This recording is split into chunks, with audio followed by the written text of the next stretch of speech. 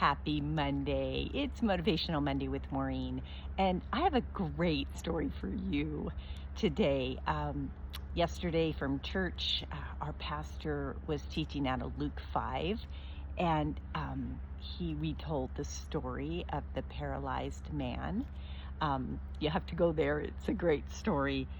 Starts in, I think, 5:17.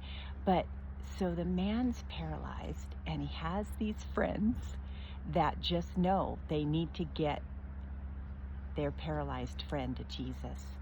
And so they try to get him there, and there's so many people around Jesus, they decide to go to the roof and open the roof up and lower him down in front of Jesus so they can get their friend there, right?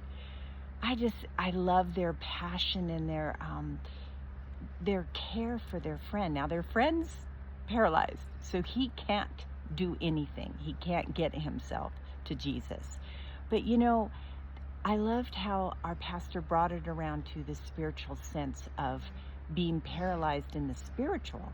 Think about that. I mean, there are places you and I, people we know, are paralyzed in the spiritual sense. And we need to get to Jesus. And so I just thought, what a great example that we can do for a friend is we can pray for them. We can bring them before Jesus in prayer. And, and then let God do what God does best.